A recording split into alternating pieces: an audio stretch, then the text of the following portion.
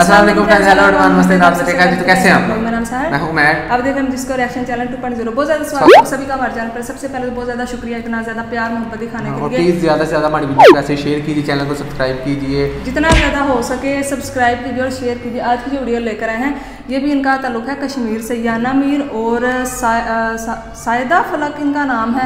तो इन दोनों में डिबेट होने वाली है और डिबेट को देखने में आपको बहुत आनंद आने वाला है। तो प्लीज़ वीडियो को एंड तक देखिएगा। वीडियो पसंद है लाइक शेयर सब्सक्राइब प्लीज़ ज़्यादा जरूर कीजिएगा। तो देखते हैं। देखिए फलक जैसे लोगों को मैं नजरअंदाज करना चाहती हूँ, बिकॉज ये क्या ऑपोजिशन है यार हमारा। मुझे बुरा लगता है, हमारी देश की डेमोक्रेसी की क्या हालत हो गई है। आप पहले ये देखिए, आप ये बोलिए कि क्या पहले सबका विकास हो रहा है? 15 लाख आ गए। प्लीज फलक को मेरे सामने से हटाइए, she is not worth an argument. आप औरतों के साथ बदतमीजी मत करिए। एक मिनट रुक जाइए सैयदा फलक, रुक जाइए, सुनकर अपनी बातें रखा करिए। सुनिए, इनके अकाउंट फलक जी के अकाउंट में जब 15 लाख डालेंगे तब ये सुनेगी, तब तक ये नहीं सुनेगी। इनको म्यूट कर दीजिए।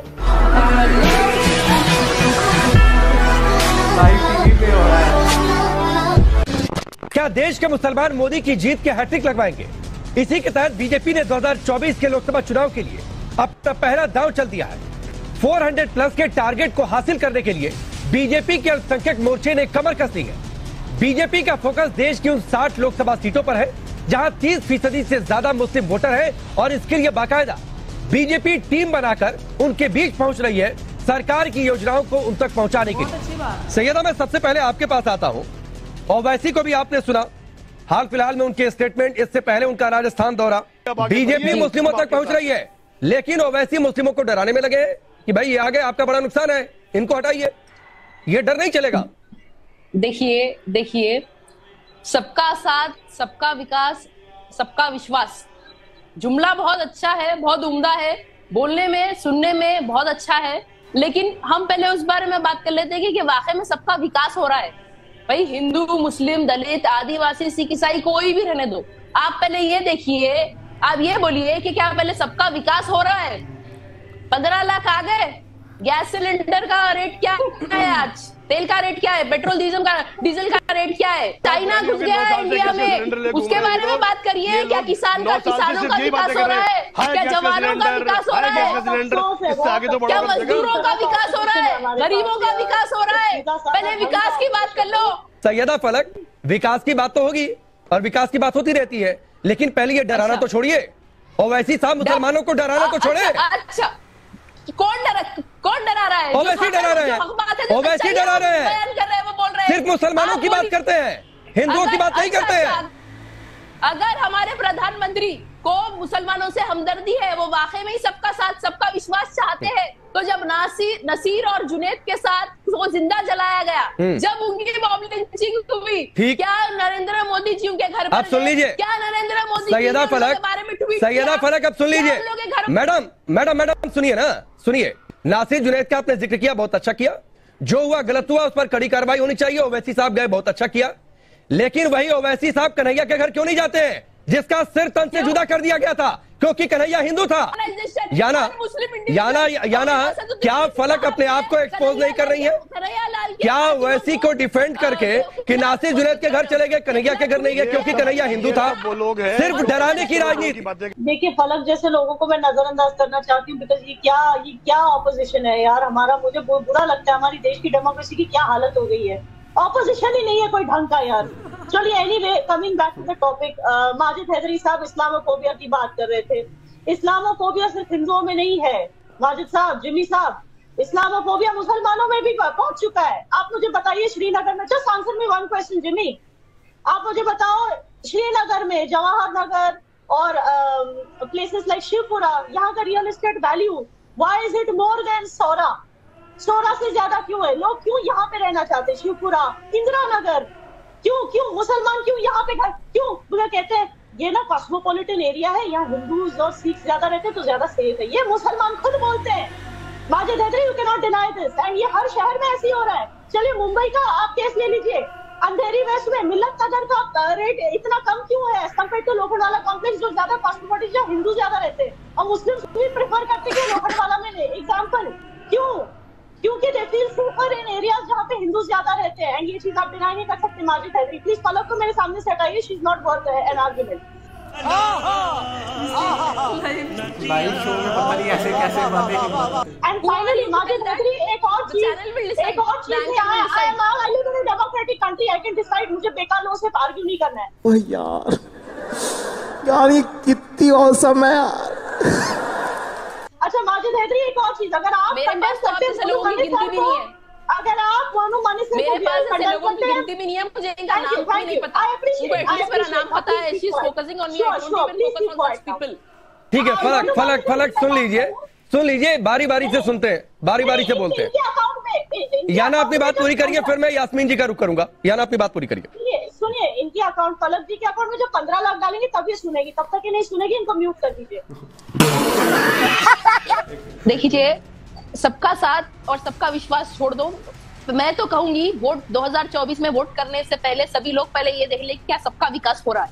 दूसरी बात, कत्ल करने वालों का, रेप करने वालों का कोई मजहब नहीं होता। बिना मजहब देखे आपको और जो हमारी 2 पैनलिस्ट महिलाएं बैठी हुई है मोदी करने वाली, उनको बिना किसी का मजहब देखे पहले वो कंडेम करना चाहिए था। नहीं, ये तो पहले आप अपने मजहब के लोगों को समझाइए कि मजहब देखकर अपराधियों का बचाव ना करें। अंबर जैदी, देश कह रहा है नफरत से नहीं काम चलेगा।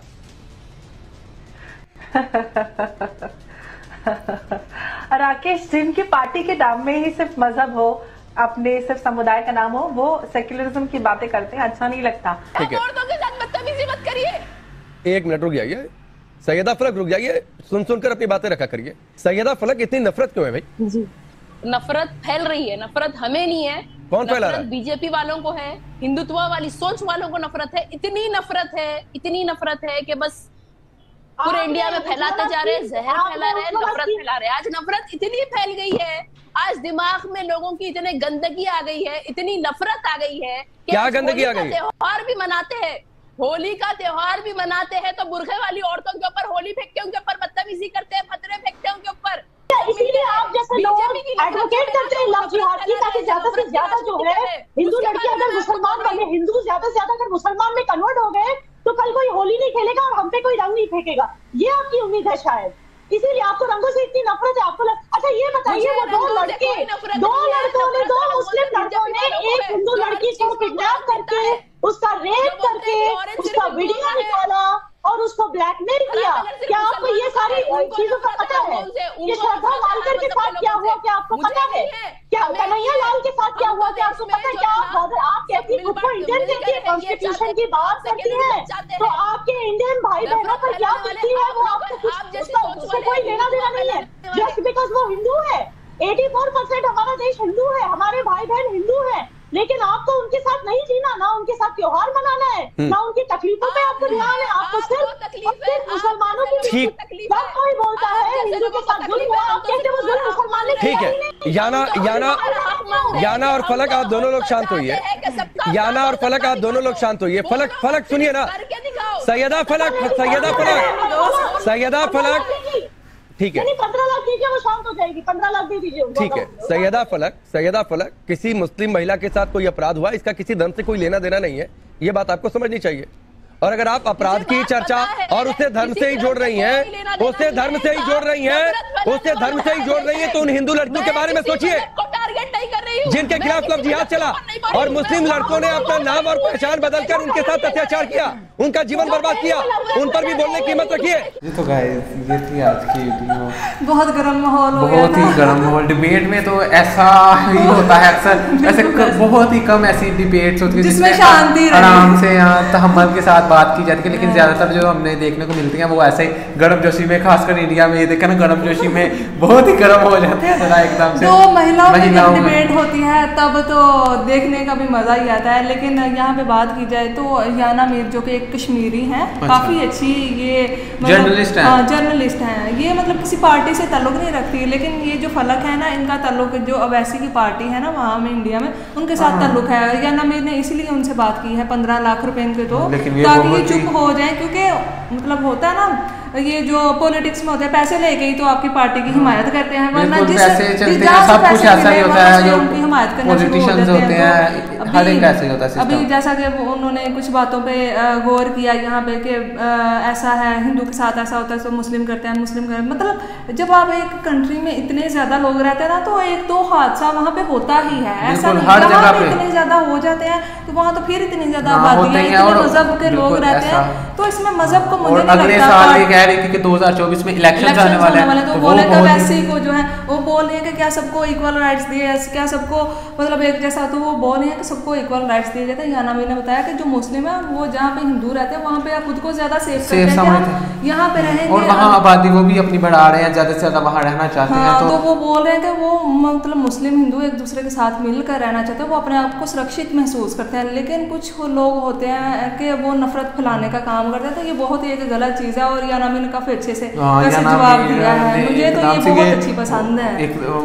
ऑन लाइव टीवी के ऊपर आप किसी को ऐसे कहते कि आप इसको पैसे दे दे, इसके बैंक में डाल, तो फिर ये ऐसे चुप करेंगे जो भी है, इन्हें म्यूट कर दे। वो ये नहीं करती कि किसी से पैसे लेके या फिर कुछ इस तरह, मतलब उनका ना एक यूट्यूब चैनल है, वो भी आप उनके यूट्यूब पे भी देखेंगे कोई 2-3 मंथ बाद कोई एक वीडियो वो डाल देंगे। ज्यादातर वो इंटरव्यूज ही देने में लग रहे थे न्यूज चैनल्स के ऊपर। तो वो कोई पैसे का लालच नहीं है। जैसे कि ये फलक है और उनका ताल्लुक पार्टी किसी से है, तो वो तो उनका ताल्लुक तो किसी पार्टी के साथ है ही नहीं। ये अंबर जाती है, दोनों मतलब मुस्लिम, तीनों लड़कियां थी मुस्लिम ही थी और मुस्लिम ही लड़ रहे थे। लेकिन वैसे अगर इंडिया में डेवलपमेंट की बात की जाए, जो कि मोदी गवर्नमेंट के, मोदी जी की हुकूमत में हुई है, तो वो तो बहुत ही ज्यादा, वो तो सारे लोग ये कहते हैं कि बहुत ही ज्यादा प्रोजेक्ट्स बने हैं, शुरू हुए हैं, डेवलपमेंट आ गया है, ऐसा हो रहा है वैसा हो रहा है। वहाँ के मुस्लिम्स का इंटरव्यू लिया जाए वो तो बोलते हैं हाँ, कई मुस्लिम फैसिलिटीज ही बहुत मिल रही है, हमें तो खुशी बहुत ज्यादा है। तो इस तरह के लेकिन पार्टीज होती है ना, आपको पता है, बिल्कुल पार्टीज होती है, उनको वोट की जरूरत होती है, उन्हें ये नहीं फर्क पड़ता कि किसी के साथ क्या हो रहा है, बस उन्हें वोट से होता है। वोट अगर पड़ जाएगा हमारी यूपी तो मैं पता है, यूपी जहाँ पे मुस्लिम की आबादी सबसे ज्यादा रहती है, वहाँ पे मोदी जी की पार्टी को वोट देकर उन्होंने जितवाया। तो ये मुस्लिम भी वहाँ पे मैं वहाँ पे जीतूंगा, लेकिन वहाँ पे भी नहीं जीतूंगा। मतलब उनको फैसिलिटीज दी जा रही हैं, खुश हैं तो वो उनको वोट दे रहे हैं। लोगों को नौकरीज, हर एक चीज मिल रही है तो लोग भी उन्हें वोट देते हैं ना। लोग खुद समझदार है, इंटरनेट का जमाना है, लोग सोशल मीडिया को यूज करते हैं, तो उन्हें सब कुछ पता है। बिल्कुल इनके पीछे लग के जिसको मर्जी वो वोट देते हैं। लोग बहुत ज्यादा अक्लमंद है, वो तो चाहते हैं अगला साल भी जो है वो मोदी का ही होगा, और मोदी रहेंगे तो बहुत ज्यादा तरक्की होगी। इलेक्शन होंगे तो पता चलेगा। तो ये वीडियो बहुत ही इन्फॉर्मेशन वाली वीडियो, बहुत ज्यादा मजा आया वीडियो देखकर। उम्मीद करते हैं आपको वीडियो पसंद आई। वीडियो पसंद है लाइक कीजिए, चैनल को सब्सक्राइब कीजिए। फिर मिलते हैं एक वीडियो में। Thank you.